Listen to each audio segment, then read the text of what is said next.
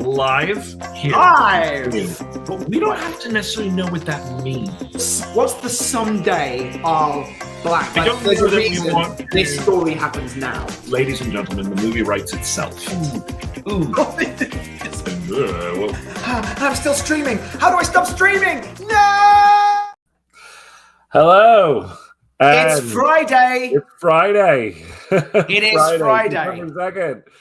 Welcome to Ben and Jake Write a Movie and Fun Fridays. We have another great guest today. We do. A great guest. And I'm just going to Daniel jump right Kunka. in. Because without further ado. Oh, he's here. He's here. He's hanging out. He's like a ninja. So he's like a ninja waiting.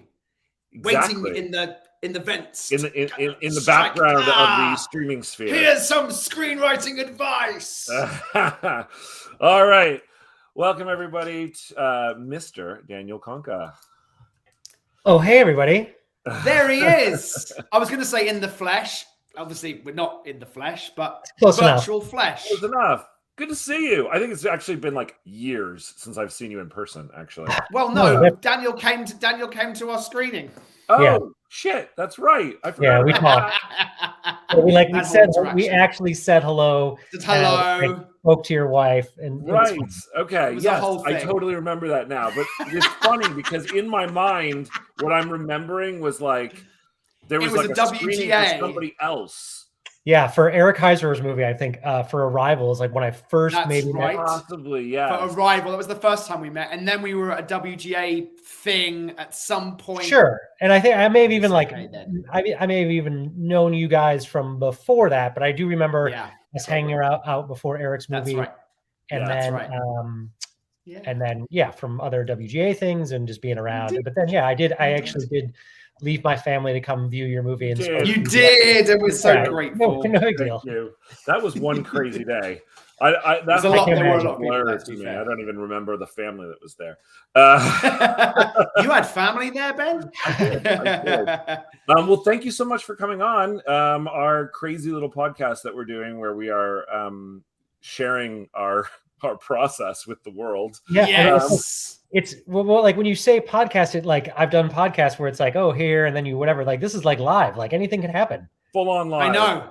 And honestly, it does. The other day, my son had diarrhea in the middle of the show, and I had to go off camera for a few moments and deal with it. True story. This is live, unedited, crazy writer bullshit. Like this is, we were like, let's just let everyone into our craziness for an hour a day, just an hour. Yeah, you know, it's amazing. Like the episodes that I've watched and seen you guys. Like, first of all, I think it's crazy just because, I write by myself. So the fact that you guys have to like write together is just weird to me. It's weird to me, and I've always said, totally. When I meet other writers who write in teams, it's like I obviously see the benefit to it, but like I love writing solo because I tell my wife all the time, it's like it's the only time that I'm like really in charge of anything. Like I am God on this page, and I can do whatever I want, and I like set my own hours, and like if I'm not feeling it, whatever. Like it's interesting to me, the process of, and especially with two, and like for people who can work it out and have it work, it's great. But it's interesting. So it's cool that you guys are letting people see the process, which is pretty amazing, and I bet pretty helpful to people. I hope so. Yeah. You know, and I think what's been interesting for us, we've done, I think maybe 3 interviews before this, is really just talking about, I mean, I think pretty much every single person that we've talked to, other than maybe Dave Matalon, works with partners on and off, but also works solo as well. Is going, how do you do it when you don't? You know, because I don't.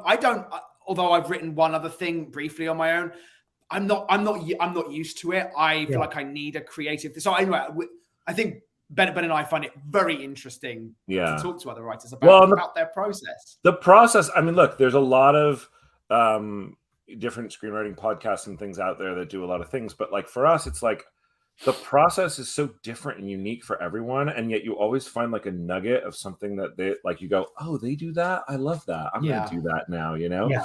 Totally. So let's start at the beginning, Dan. How do you decide what idea to write? Like when you have ideas, how do you? It's a super good question, because like I think that I am a big believer and have had a lot of success in my career writing ideas on my own and writing specs. And I started a hashtag write your spec, and I'm a huge believer in it. And I do all the time. So like I tell people that, and then people are always just like, well, how do you decide? And I think it's, I think you do, it's like it's a multi-tiered answer, right? I think I have come to the point in my career where I trust myself creatively.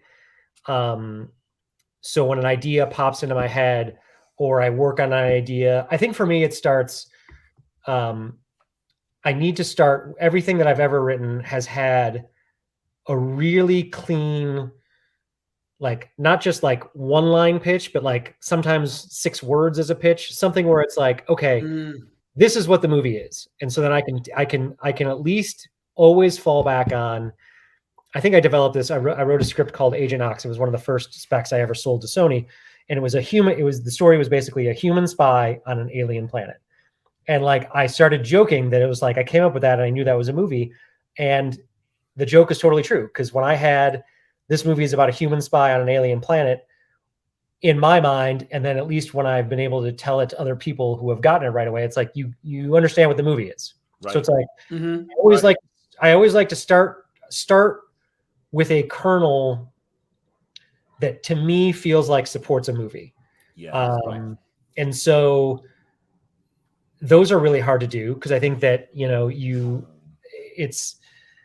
it's obviously tough to come up with an idea that you think should be a movie, but I sort of start there. And then for me, I'm a big believer in like the stick-to-itiveness of an idea. Like if you have an idea and the idea doesn't go away, it's probably a good idea. Like if you have an idea, that's interesting, right? And like if you have an idea, and like I have like an email to-do list that I send myself, and like it'll be on there. And if I like revisit it and I'm just like, no, that's not good, it goes away. But if you keep coming back to it, then you're like, oh, there might be something here. And then it's a matter of, right idea at the right time. Like the script I sold to Netflix, which is going to be coming out next year, was a script that I had. That idea sat on my to-do list. I'm a zero inbox person, and I know that makes me weird, but like my inbox is like my to-do list and like my 2 or 3 action items for the day. And in my to-do list, it's got my list of what I think my ideas are. And I had the idea of a gold plane heist, which is kind of what Lift is, in there for 10 years. And wow, it was always too good of an idea not to take off the list, but it was never the right idea when I was like looking for an idea. So like in a break in a project, or you start thinking about something, but then something new pops in and it's shiny and you go that way. But Lift was never anything that went away. So then I just kept it on the list, and it was the time, 2 Novembers ago, it was 2 years ago from literally this, last November 15th was I had written something that no one liked, and I was sitting there and I kind of needed a new idea, and I didn't have anything fresh. And I was just like, this gold plane idea was great, and people like heist movies, and I think I can make this cool. And I read my old documents, and I was just like, well, fuck it. It's been there for 10 years. Let's go. We always talk about like having that folder, that drive of like just all the ideas, because you never know, right? Yeah. Like, you just never know when. In fact, we had a similar thing where we had a movie idea that had been in like for years and years, and we just never got around to it. And then we knew someone at Amazon. They were looking for an animated show. We were like, this could be a fucking animated show. We ended up selling the pilot to them because it was like out of nowhere. It was just like, oh, let's take that idea and just like do that. Well, that's what happens. And it's also like ideas. Like I do think timing is sometimes important on stuff. Like if you come up with an idea and it's too close to a movie that just came out, or it's not, it's, and then so it's good to have those there. And it's also fun. Like I've gone back through I've done some TV stuff, but I haven't done a lot of TV, but I have this sort of document of TV ideas that I've brainstormed over the years. And it's great because you go back and you're like, well, 2 of these ideas are shows already. Like you're like, well, I was on the right track. Yeah, totally. and it sort of sucks. And you're like, well, I wish that would have been my show and not some other great writer show. But, you know, there is definitely a value. And I also think that, again, it's like, then those ideas that you keep going back to that are like, this is good. And then it's just about like, sometimes it's just figuring out what it takes to go from this is good to this is what I'm writing. And sometimes it's not so hard to find that jump. Yeah. We had the experience of that actually early on this week. We'd had a Google Drive idea, a little smidgen of something, and we just picked it up and we just looked at it again and we just turned it around from different angles and went, oh, what if it's this? No, that's not it. But what if it's this? You know, is there something that you specifically do when you go, I've got a nugget here? Like, is there a process that you go through, or is it just, I'm just going to sit with it and see? Or do you, I think for me, it's like, I've got to be able to see it as a movie. And I think that's kind of vague, but I actually think it's not that vague though. It's not that big, right? Like you have to be able, and it's not, I want to clarify. It's like, cause I like and write movies that are for a broader audience. I always sort of describe myself as like a PG-13 broad audience type of writer. And,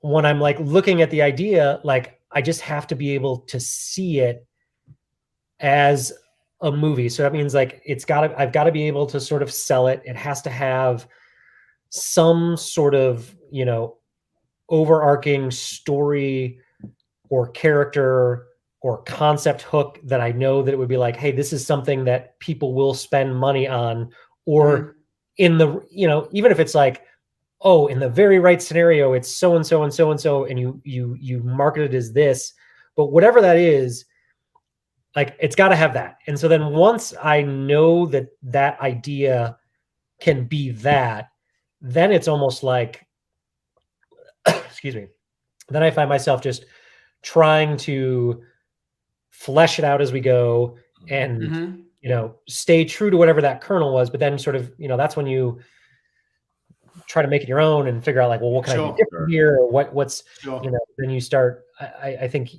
you should always be writing your spec with an eye towards the marketplace, just in terms of like, is it going to be too expensive? Are we going to be able to put a star in it? Should we, thinking about, you know, do I want to do a female protagonist? Do I want to do a male protagonist? Do I want to do, there's a business side to it, isn't there? Totally. 100%. Like you have to be aware. Like there's an idea now that I've been working on for almost a year, which is pretty long for me. And I've done a couple of drafts of the spec and like, I really love it. And it's a huge idea.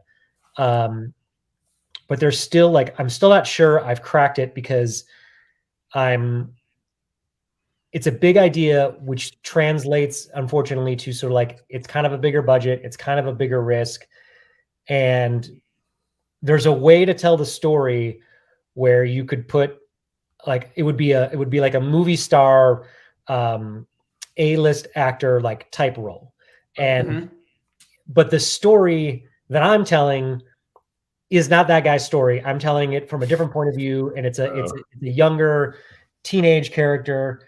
And it's like the same idea. It's the same concept. It's just sort of told in a different way. Right. And like, I'm at the point now where I'm like, I think it works and I think it's great, but am I missing it? And I should just go back and write it from that other perspective so that when we go out and you ask people to be like, hey, here's a spec that's a really high concept idea that maybe is going to push the boundaries of what people would pay for a non-IP piece of material.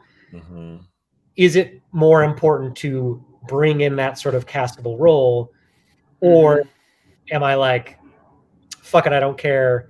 Yeah, I hear it. I believe in my vision and I want to do this. And if we did it right, we would still be great. And you know, I would love a Hollywood sort of like it was 20 years ago when like development was in the studios and you could figure those things out while getting paid. And, you know, isn't that crazy? That's just not it anymore, is it? Yeah, like we have to do all the development work ourselves before we even hit the market. I mean, even just now, the everything's got to be packaged. Everything's got to be, you've got to, you know, have all this talent attached and all of these things that should be done under the umbrella of getting paid for development. We should be all getting paid as producers on every deal, because we have to do all that work up front. Like, what do the executives get paid for? Yeah, we're the only ones not getting paid, and it's it's awful. It's frustrating. Like, it was funny when we sold Lyft very much the old way. Like Lyft, I wrote. So it was an idea that I had like 10 years ago. Had an outline. I spec'd it myself. My manager and agent read it, gave me a few notes. We kind of got it into shape, and I was just like, "This is the thing. It's a heist movie. At the time, it was a female-led heist movie. It's got this concept. I think the script is good. Like, let's go do it." And so on Monday morning or Monday afternoon, you know, we got on the phone, and it was like, "Here are all the producers that service each of these studios," and it was just old school. We sent it out. Producers read it. Producers quickly were like, "We're going to take it to these different territories." You know, it's weird because none of the producers ever talked to me, but they're just like, "We're taking it into Sony and Sony's taking it here." I'm like, we don't talk to any of these people, right? It's like, oh, I'm trusting that these producers are going to do whatever. They're like, hopefully I'll like working with them. It is. And then, but it worked. And like, it was the right script at the right time. I had good momentum. The right producers brought it in these places. We were able to get an offer, and like by Tuesday it sold. And amazing. It's amazing. And like, but then like we have the call on Wednesday after it's sold, and it's like, "Hey, I'm your producer now." And I'm like, "Hey, great, nice to meet you." Wow. I mean, it all worked out, and we're making a movie, and the movie. We have not done that yet. We have not done that. I that would make me so anxious. I would definitely need to like know who the producer was first. Right. Yeah, it's weird. But like when I tell people that that's the way that we sold it, it's like even agents or managers that I know are like, "Well, that's just not the way things are done really anymore." Sure. But it's worked for me, because then again, it's like it got, Netflix had to buy the property, and then it became like, we need a star, we need a director, and we wound up rewriting the script. It was a female-led movie, and we rewrote the movie for Kevin Hart, so Kevin Hart could star in it. Yeah. But I got paid for that. Like that was we had a conversation. They said, "Can you do this?" I said, "Of course I can do this." And you know, I got paid. So even if we wound up not getting Kevin to star in the movie, at least my time was covered in the process. And so it's unfortunate that that's not always the case now, and that more likely it's that you write a great spec and you'll have to spend a year or more waiting for directors to read. I know. Oh, it's been the story of our last year or two. And they're the worst, and they're on movies, or they're doing whatever.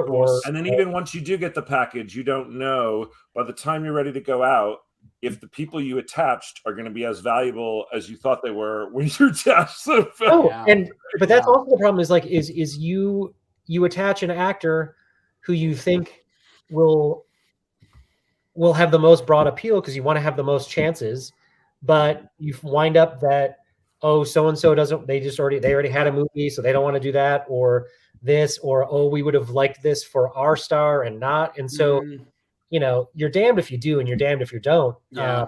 And again, it's the writers are the ones who are, we catch it in the teeth, because it's, no one pays us until they are like, they have no other option. Yes. I guess now we have to pay them. I guess. I'm going to pull the conversation to the process, because I want to know, okay, you have your idea. You've decided all these things.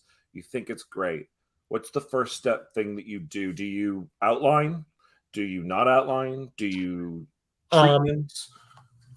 so I would say most of the time I write from a not complete outline, but pretty fully formed outline.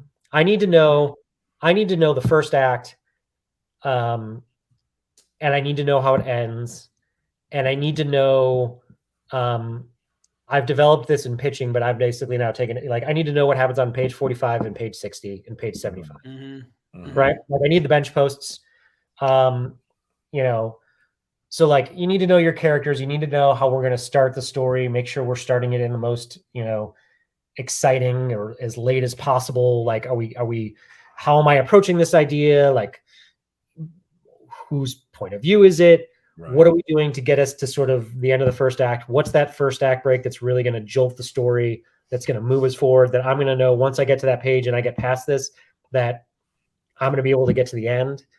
And then in the second act, I'm very much more of a like, oh, then they go on the mission to get the fruit they're looking for, right? And it's like, I'm not going to write out everything that happens when they're going to get this fruit, because I think I trust myself to be able to figure out that, like, they're going to go and there's going to be an obstacle and we're going to do character work and all this. But I need to know that that's where we're going when we leave page 30. And then on page 45, I need to know what's going to bump that story. I've actually become in the last like 3 weeks, I've become obsessed with reading scripts of movies I like and finding the super important scene that happens on like page 45. Like, sometimes it's page 40, sometimes it's page 50, but you will be amazed. That's where the big exposition dump happens, right? Because like your protagonist gets in, you're Neo, and you're doing the thing, and you make the choice, and you go, and then on page 45 is when you sit down and they explain what the fuck is going on, or that's when you think you're doing, you're going on your journey, and a new character is introduced at the beginning of the second act that you interact with, and then on page 45 is when you sort of sit down and figure out, like, what is this movie really about? So that, to me, figuring out what happens there, 60 is usually a bigger action story changing something, just to feel like we're in the middle of a movie. And then, what's my end of the second act? What's going to be my low point? What's going to be my, character decision, my plot machination, my story twist that's going to get us into the third act. And then I kind of need to know, I think my third acts tend to just be like, well, and then the fight we were building to happens. And like, I don't need to know all those things. Like, if there's something, for Lift, it was a heist. They're going to steal something. It was gold on a plane. And like, heist movies need a twist. They need something to be like, this is an unexpected thing you know, or this is a reveal of how the heist was pulled off that you weren't aware of, that I'm going to surprise you with. And so on Lift, a lot of my second act was like heist team stuff. So-and-so is going to be working on the vault. And like, I'll figure out those scenes when I get to them. And so-and-so has to worry about the plane, and we'll get to those. But again, I was like, when we reveal what has happened, these are the twist beats in it that you're like, oh, this is something there. And so for something like that was super plot heavy, I probably had more third act beats than I normally would. Sure. But like, I'm on page 8 of a new script that I just started this week. And I know the ending beats. I know where my characters wind up. I know how the story ends, but like, the actual third act action is very vague. I know where it's going to happen. I know we're going to get to the points that leave my characters where they're going to go. And like, I know who wins and who loses or whatever it is, and like how the story ends. But I can now trust myself to fill in. If I have an A and a C, really in anything in the story, I can most likely trust myself to figure out B during the writing. So it's kind of like a long answer. So like, I would say I have definitely gotten away when I was younger in my career. I definitely did more of a like, here's every fucking beat, and I don't do that anymore. But I would definitely say I would definitely call it a treatment / outline, and I would say almost all of the first act, the big swipes of the second act, And as much of the third act is that I think I need to figure out beforehand. Yeah. Myself the confidence to be like, it's funny that you say that it came from pitching, because it's exactly the way you would structure a pitch, right? Like if you go in and pitch the thing, you got to have that full act one. Then you got to give them get through act two with some big, big moments. Here's what happens here. Oh, but and then it ends like this. Yeah. Yeah. Right. Like your third act of your pitches are always just like, because you have brought the story to its conclusion. Like these are, again, they're movies. We've seen movies. So like you're gonna call out the few details of your third act that make it new and unique and interesting. But if it's a fight at the end, everybody knows what a fight looks like, and they trust you to figure out what it is. So they don't necessarily need those details to feel like they have heard a full story. And so I have definitely, and it's funny, my lift outline that I worked off of was, I had pitched it to a few places 10 years ago. So my outline was sort of my pitch outline.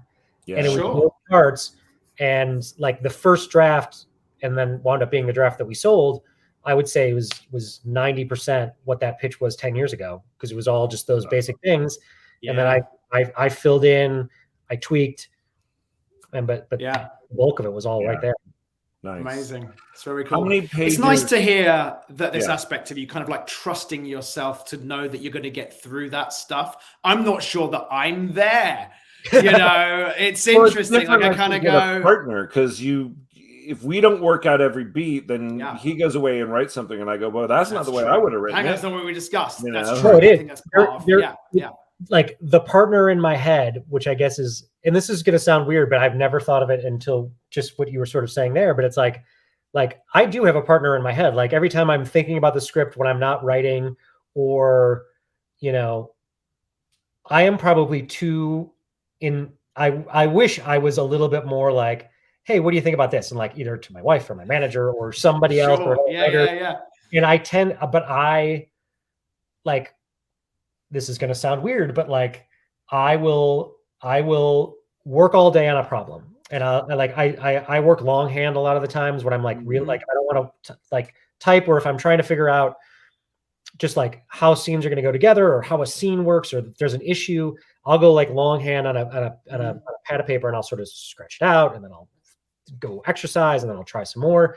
And what I kind of do is I work till usually like, depends if my kids are home or dinner, but like usually like in that area somewhere, I'll sort of be done for the day, have dinner, put my kids to bed, watch some TV. And then like I take a shower right before bed, and like I'll go into that shower, and like my faux writing partner will come in and kind of just be like, here's what you thought about all day. What do you think about this? And I'll come out of that shower and I'll just be like, this is it. And like, I'll go on my phone and I'll like make up the notes about what my writing partner said. And that's kind of how it goes. And I can't explain it. And I don't know if it's something that you can like train yourself to do, but I have almost trained myself to do that, where when it comes to those types of things, it sort of knows that it's like, we're going to work on it, and then we're going to come back in a couple of hours, and you're going to figure it out. I tried to do that once with Ben, but he got freaked out that I got in the shower with him. I know, right? But it's never like, again, never again. Yeah, Ben, to your point, like I think that's one of the things, like, you guys need to both, like, I just need to sort of convince myself that I'm on the right page, but you can lie to yourself like nobody's business. Yeah. But working with a partner, it's hard to lie. It like he calls me out on my bullshit all the time. Yeah. Well, that doesn't really work, because that doesn't make sense. And you're like, it sort of does. Okay, it sort of does. No, it doesn't.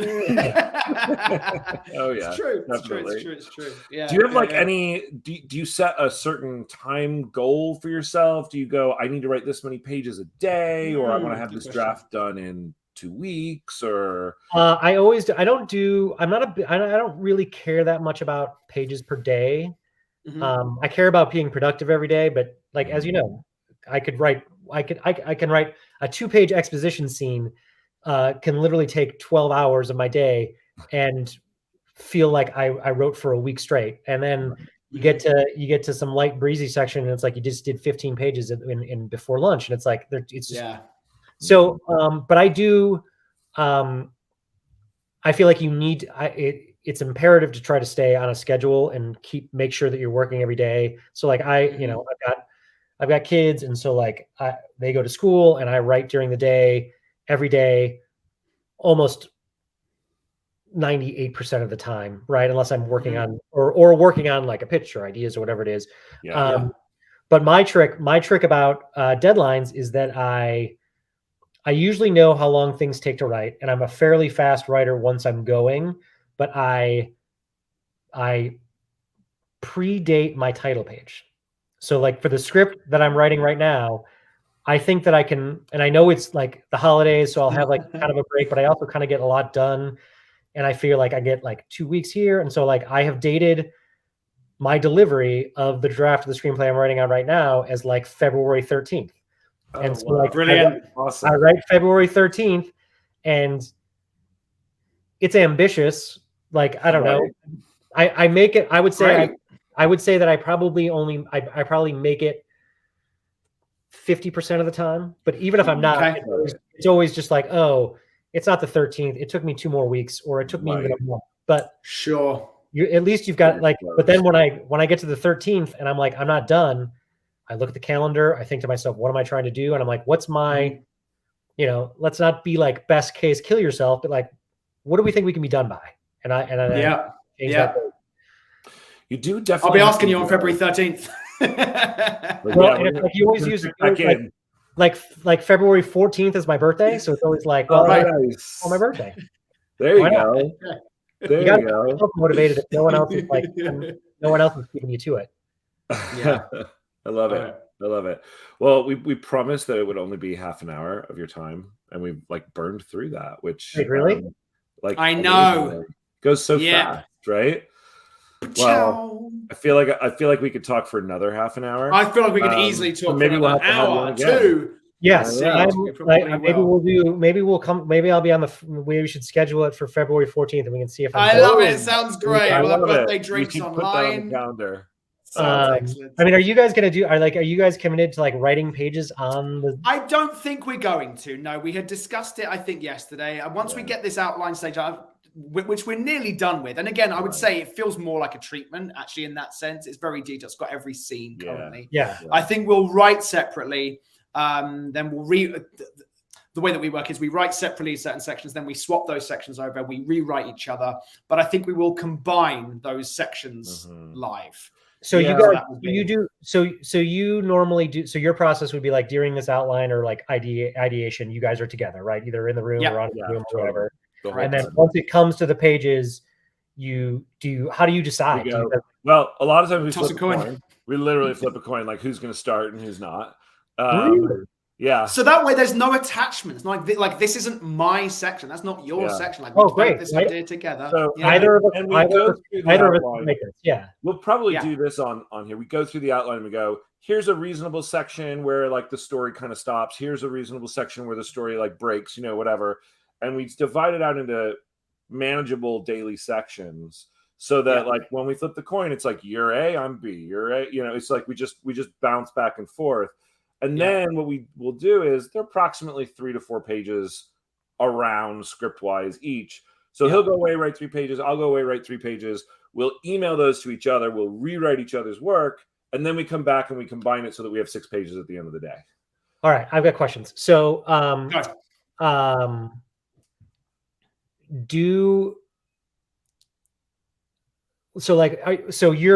So you will literally be like, I'm writing the first 3 pages of this, and I'm writing the last 3 pages of this. So we won't separate scenes out. So like we will go if it's 4 or 5 because the scene requires that. Then, but one of you will be writing scenes that occur after the scenes that someone is currently writing. Correct, but our outline is detailed enough that that's okay.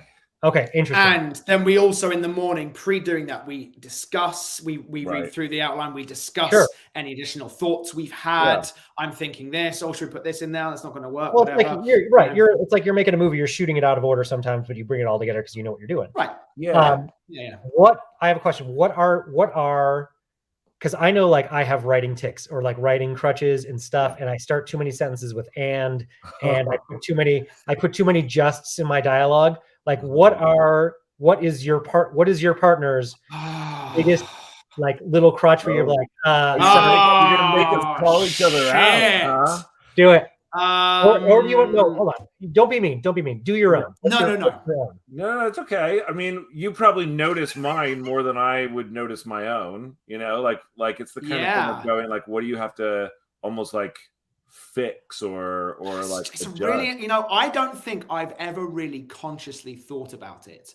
I think generally whenever I look at Ben's pages, and Ben feels the same way, I'm certain, when he looks at mine, which is, how can I stop this from being so overwritten? I think there's a tendency in any first draft to explain things more than they need to be. Yep. In both dialogue and action. So whenever I get Ben's, and I just think we've just gotten to a very similar place. Again, like we have different dialogue styles, we have different action styles, but when we get in together and we rewrite each other, they become this one voice. Yeah. You know, merge. And that's also where like that third read together comes in. It's like we go through and go, you know what, this feels right or that doesn't feel right. But I don't know. Like, what are you gonna say? There's one other thing that I think, and you briefly talked about this yesterday. I can't remember if we were on air or off air. Was that we were talking about? Does someone want to be the best writer they can be, or do they want to tell the best story? And sometimes I like to use words that maybe not everyone knows the meaning of. And I will take them out. No, that is excellent. Like that is something like, because I think that I know that it's the style of a screenplay is so interesting to me because, you know,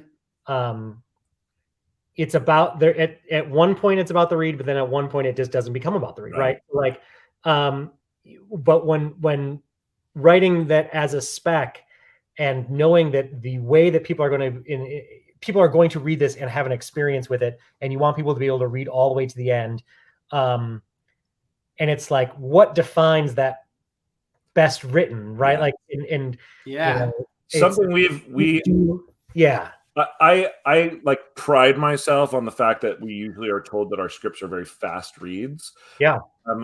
And I think some of that comes from and the idea that when we're constantly going like, what is the pithiest and most consumable way to get the point across in this scene so that it creates the clearest image.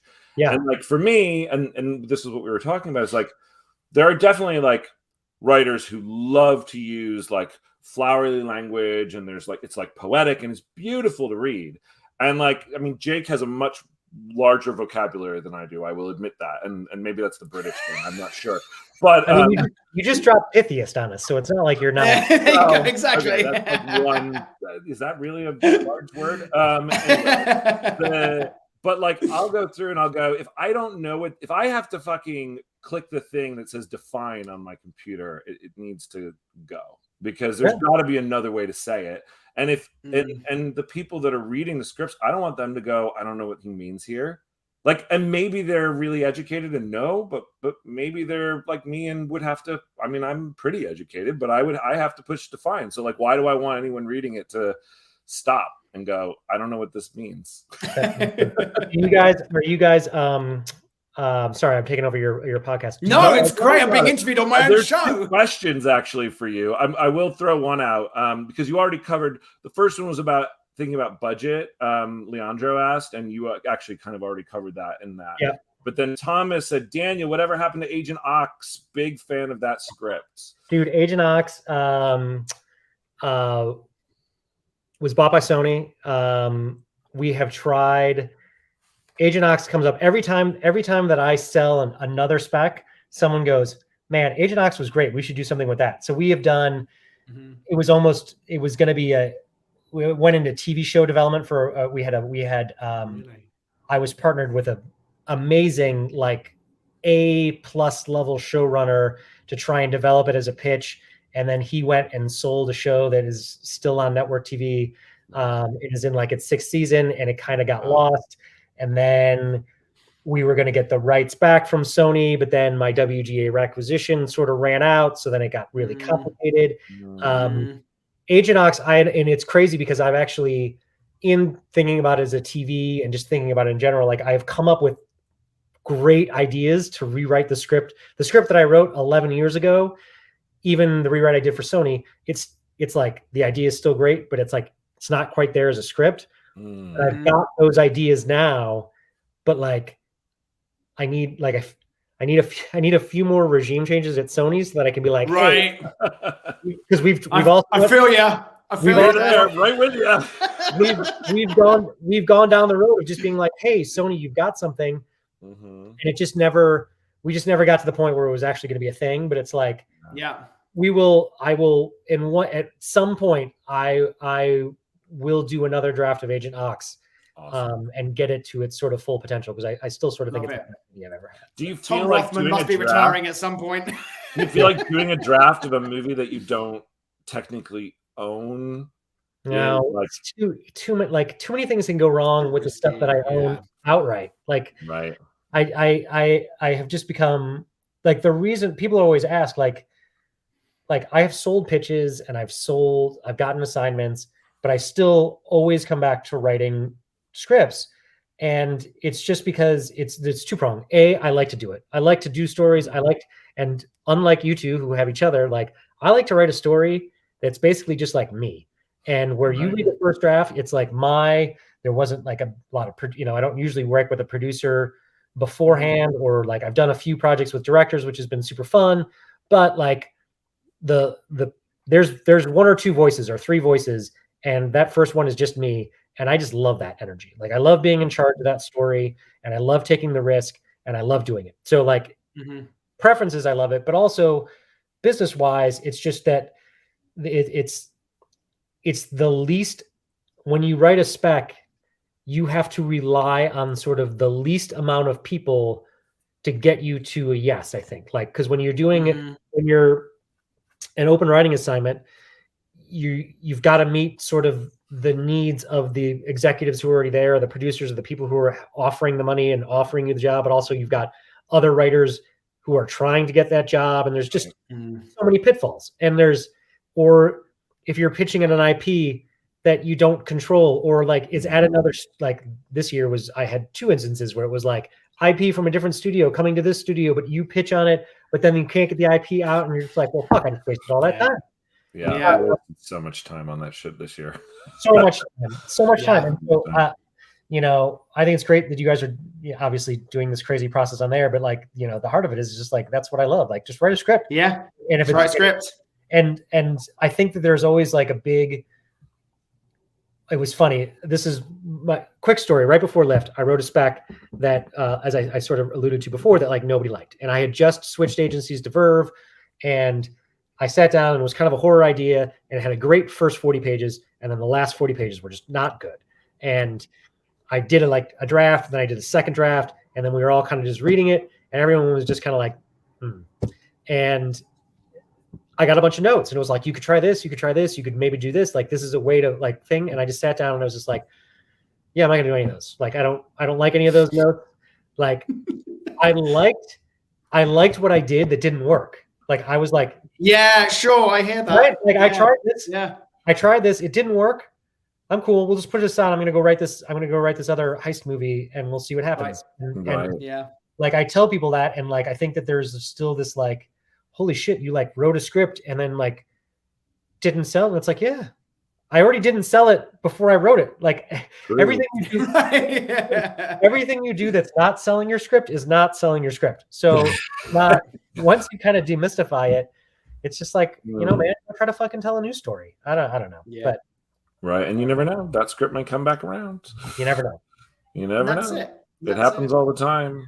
We literally, we had the same thing happen where we wrote a script, we got notes, we were like, we don't really want to do these notes. We started another spec, and then, I don't know, 2-3 years later, we were with a producer. We were like, well, what else, you got going on? I'm looking for something like this. We're like, well, we have this idea. And he was like, I love that. Let's do that. And we're like, it's great. Fuck, we have a draft already.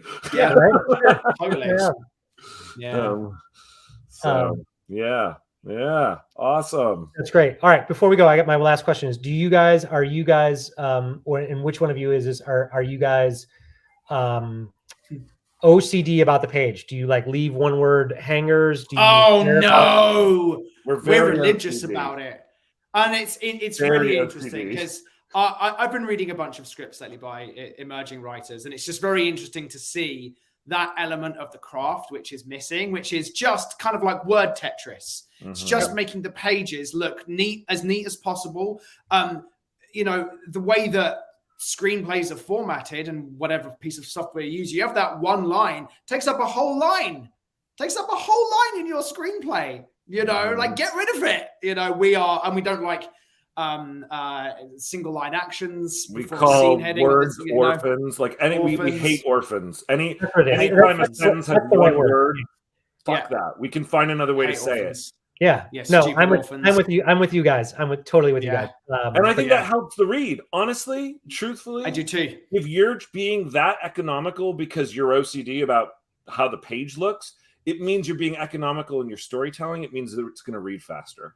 Yeah, and you're gonna find better. Like if you can find a way to describe something in one line instead of three, you're doing a better job. Totally. And also, I have moments I'm kind of going. We have moments where we go, do we really need that? Do we really need that parenthetical? Does she really need to say that line? Right. And if the answer is no, delete it. And what's great is that the page shows you that. You might not get it in the read. It might read nicely. But if the page is showing you that, you go, actually, it's made me look at this line and go, if this line wasn't gone, or wasn't there, I would have exactly the same feeling about this scene. You go, well, strike it, get it. Agreed. Like I try to use no parentheticals ever.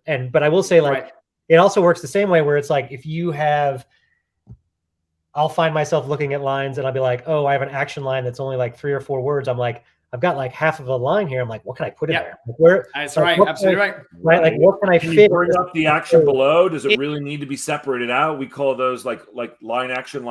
You're like, how many times can you actually combine that shit? Like, does it really need it? Another funny thing too is we have this, like, I think we've grown into like really wanting a 9 in front of our script, like in terms of like 90 something pages. Like no, literally 9 pages. Well, 90 would be great. Fuck, the princess was 84. But like 84. If we're only like half a page away from like getting down to like 99, we will literally go through and stay be up like, all night. If you can bring one scene heading up, the whole thing goes do. I'm right with you, and like I'll just say this: I've never gotten a note. Oh, you need to lose 5 pages, and like gone in and like not been able to lose, at least 3 to 5 or whatever you need. Like it's We were told to lose like 10 pages, and I think we were like we ended up like off a script. We were like, oh my god, how are we ever going to do this? We went through. We're like, that wasn't hard at all. Yeah, that wasn't hard at all. We have another question actually from Thomas Lee, singers, you're still here, which is great. Do you ever worry about your reps cooling on you if you send them a script and it doesn't sell? Good question. It is a good question. I have the luxury of saying no to that now because I've done it enough times that I feel like I will still be able to get a read if I wrote something new. But I will say, like, early in the career, I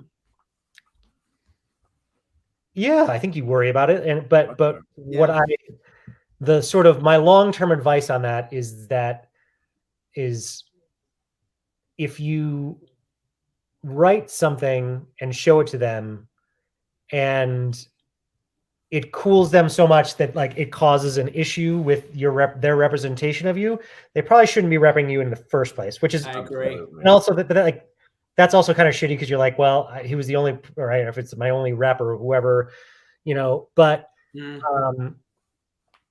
like it's tough to have that, attitude when you're young and you're like, this is the person that I need to work with. And like, we're going to build a career and I'm starting off. So I understand that that's not advice for everyone, but I will say this is that if you show someone something and they don't like it,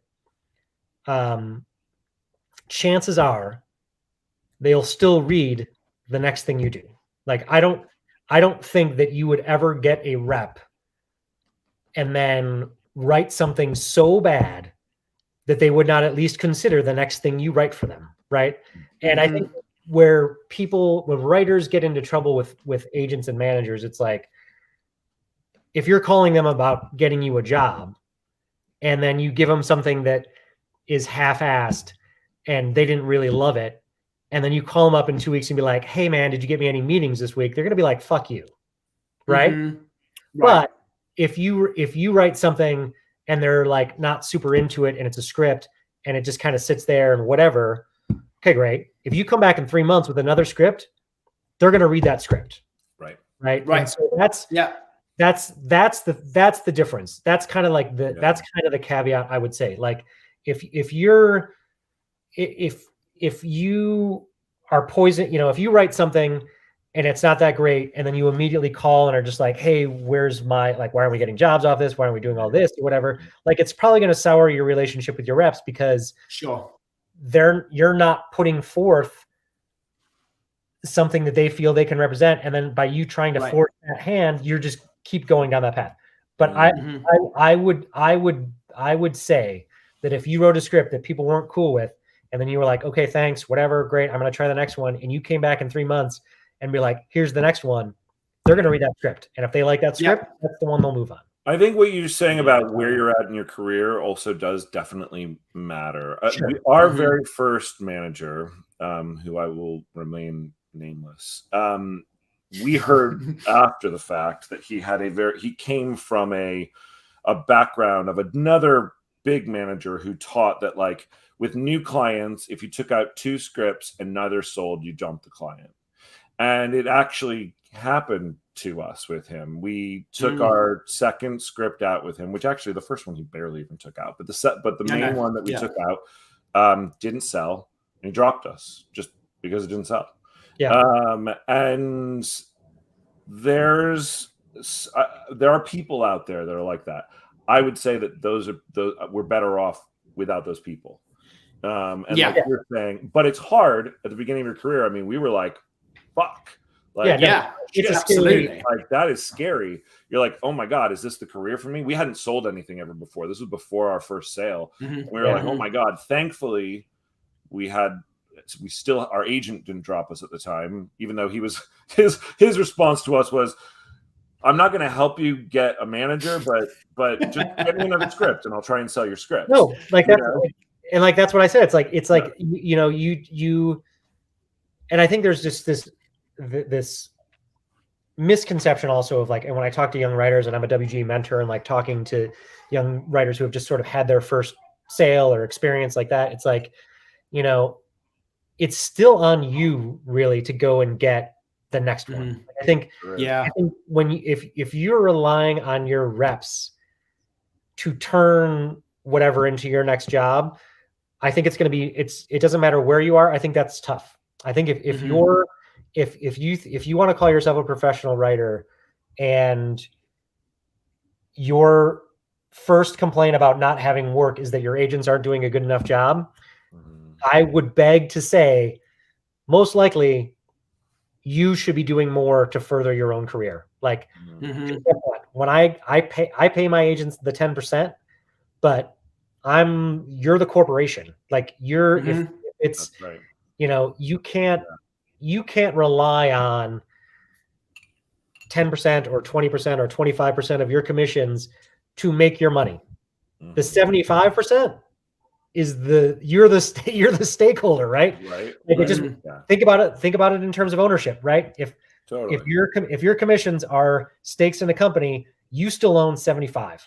And so that, I've actually never come up with that analogy before, but I actually think it's excellent. I've used that with you, Jake, the percentage and shareholders thing. I totally agree, 100%. Well, you guys are 33rd and a third, or whatever. We don't nearly as much. Plus, plus then we have to pay 1.5% to WGA. So there's that. It is. We're the minorists. That comes out of your pocket. At the same time, I use that analogy, and I will say that if you're doing your 75%, there are times where someone isn't necessarily doing their 10% either. Totally. You know, we've jumped agencies a lot over our career. Not always because of us. WGA made us leave one of them. You don't have to get like in specifics, but because I've heard people be like, oh, you should just change up your reps every couple of years just to get a new shake. Like, do you guys? No. I mean, it's tough. It's never been our decision to do that, and yet we are, 8 years into our career now, almost 9, and we have been at 4 agencies. So that has been generally the kind of 2-year mark roughly every 2 years. But totally weird because but not intentionally. For us, it was the first one. Our agent left WME and went to another place, and so we just took that as an opportunity to go. He was our first agent, and let's explore. And then we ended up at CAA, and our agent left CAA and went to ICM. And then he kept hounding us for 2 years going, come with me, come with me, come with me. We finally went with him, and then we all had to fire our agents. So then we left ICM, and then we were agentless, and we actually stayed agentless for even after the thing ended. We were like, we're getting work without an agent. Why should we pay the 10%? Yep. So we stayed agentless until The Princess. And we were really courted by UTA because they represented Joey King, and they were like, we want to represent you too. And so we went with them.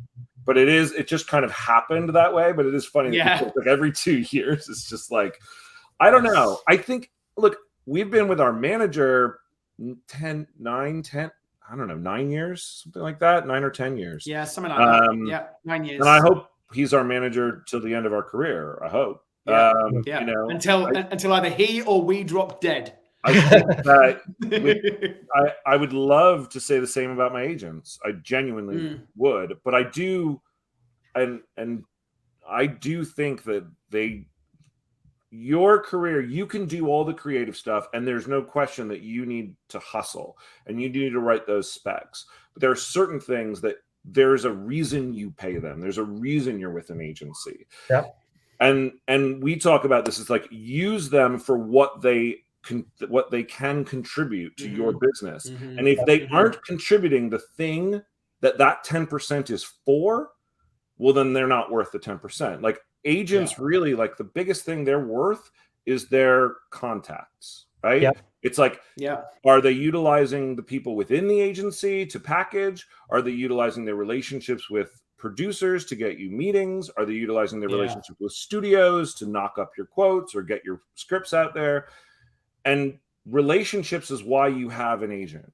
A manager you have, my opinion, a manager you have to help you decide more complex decisions. But like your agent is all about like, get that shit out there and have the people to do that. And if they're not doing that, then why am I paying? Yeah, I think that's also, it's a tough realization.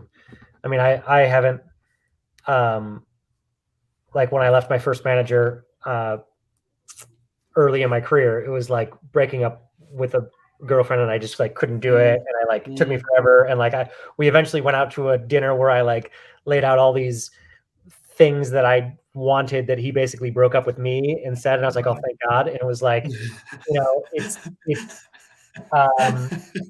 you raise a good, it's all true.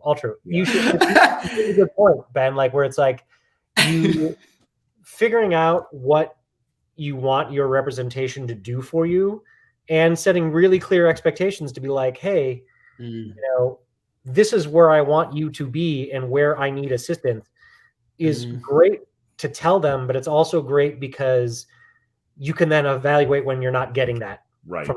Right. They can't get me the job. Once I'm in the room, it's up to Jake and I to make that happen. Yeah. Totally. But I need to get in the room. Yeah. They're not going to write the script. Yeah, of course. I mean, if we write the script, like we can go to the producers that we have current relationships with. But if those aren't the right producers for that project, well, that's where an agent's relationships come in. They have to get that script to the people that are right for that project.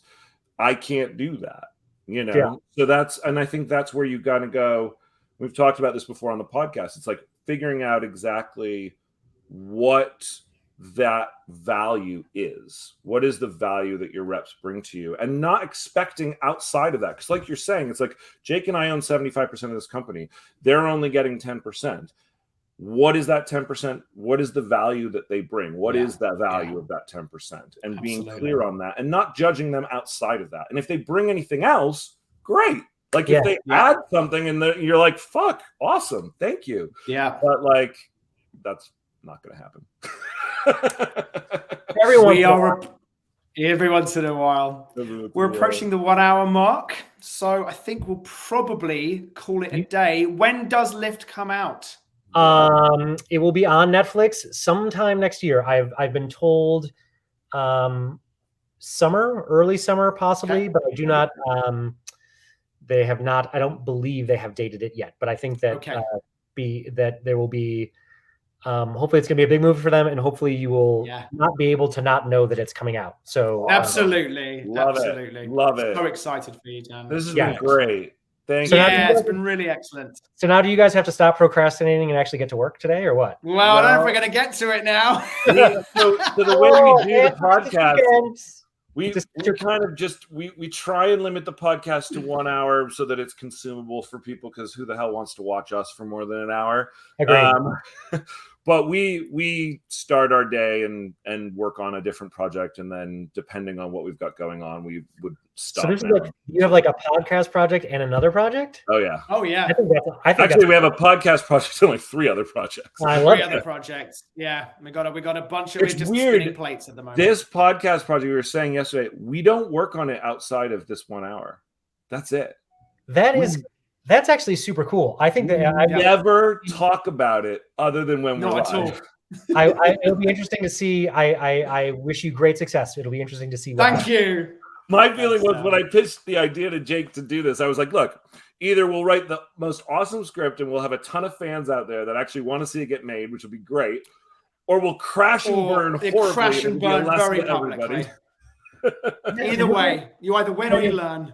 And then you're right. And then you're writing your next script. No one cares. Like that's the thing. Exactly. That's it. Exactly. Dan, thanks so much, dude. Thanks for having me. Thanks for having me on, guys. Oh yeah, thank you, really and thanks everyone for watching or listening. If you're listening on Apple Podcasts or Spotify, awesome as well. And we'll see you next time. All right, guys. Have a great weekend, guys. Bye.